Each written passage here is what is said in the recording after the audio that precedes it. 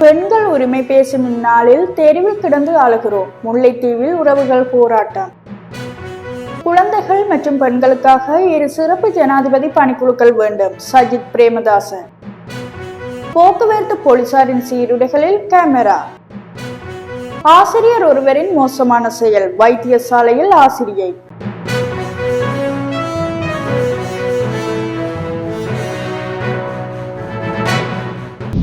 முல்லைத்தீவு மாவட்ட வலிந்து காணாமலாக்கப்பட்டவர்களின் உறவினர்களால் கடந்த 2017ஆம் ஆண்டு மார்ச் மாதம் 8ஆம் தேதி ஆரம்பித்த தொடர் கவனஈர்ப்பு போராட்டமானது இன்று வரை தொடர்ந்து இடம்பெற்றுக் கொண்டிருக்கின்றது. இந்த நிலையில் முல்லைத்தீவு மாவட்டத்தில் 8 வருடங்களுக்கு மேலாக நீதி கோரி போராட்டம் மேற்கொண்டு வரும் முல்லைத்தீவு மாவட்ட வலிந்து காணாமலாக்கப்பட்டவர்களின் உறவினர்கள் கவனஈர்ப்பு போராட்டம் ஒன்றை இன்றைய தினம் முன்னெடுத்தனர். குறித்த போராட்டமானது இன்று காலை 10 மணியளவில் முல்லைத்தீவு கோத்தபாய கடற்கரை முகாமுக்கு முன்பாக ஆரம்பிக்கப்பட்டு வட்டுவாகல் பாலமூடாக பேரணியாக சென்று வட்டுவாகல் பகுதியில் இறுதியாக கையளிக்கப்பட்ட இடத்துக்கு முன்பாக வரை சென்று போராட்டம் நிறைவடைந்தது. போராட்டத்தின் போது சர்வதேசமே பதில் சொல், சர்வதேசமே எமக்கான தீர்வு என்ன, பிள்ளைகளை தினம் தேடிக்கொண்டே நீதியின்றி இறந்து கொண்டிருக்கின்றோம். தோக்கு தொடுவாய் மனித புதைகள் விடயத்தை மூடி மறைக்க வேண்டாம், எமக்கு உண்மையும் நீதியும் வேண்டும். தமிழரை கடத்தாதே, இனவழிப்பு செய்யாதே. உங்கள் சிறை கூடம் எங்கள் பிள்ளைகளுக்கு என்ன கல்வி கூடமா? எமது நாட்டில் நாம் வாழ உரிமை இல்லையா?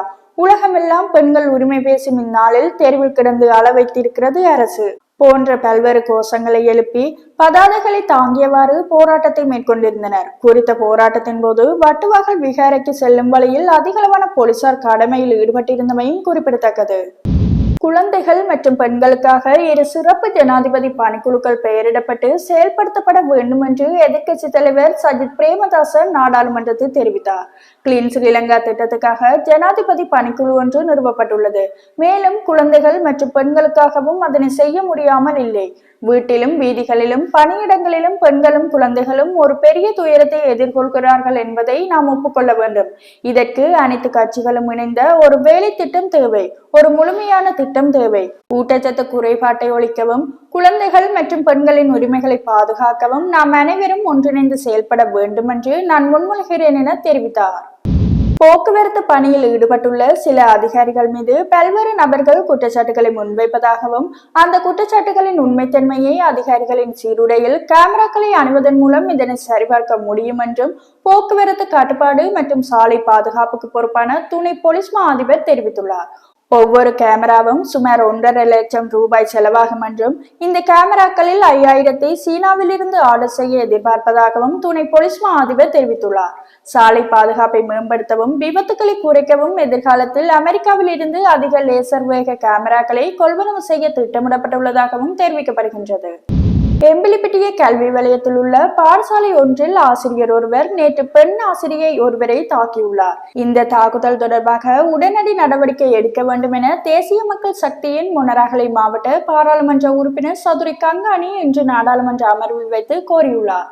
குறித்த தாக்குதல் பாடசாலை பெண் அதிபரின் முன்னிலையில் நடந்ததாகவும் தாக்கப்பட்ட ஆசிரியை தற்போது வைத்தியசாலையில் சிகிச்சை பெற்று வருவதாகவும் அவர் கூறினார்.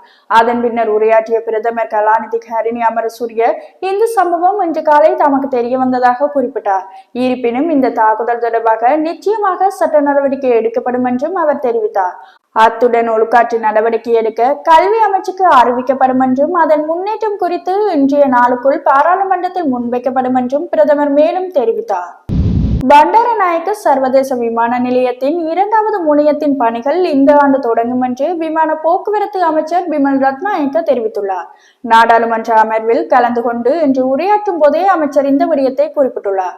இதன்படி அடுத்த குளிர்காலத்துக்குள் விமான நிலையத்தில் 30 புதிய வாயில்கள் அமைக்கப்படும் என்றும் அவர் கூறியுள்ளார். அத்தோடு உள்நாட்டு விமான போக்குவரத்தை நிர்வகிக்க உள்நாட்டு விமான போக்குவரத்து சட்டத்தை அறிமுகப்படுத்துவதாகவும் அமைச்சர் பிமல் உறுதியளித்துள்ளார். மேலும் நாட்டின் அனைத்து சர்வதேச விமான நிலையங்களையும் உள்நாட்டு விமான போக்குவரத்துக்கு பயன்படுத்த உள்ளதாகவும் அவர் குறிப்பிட்டார்.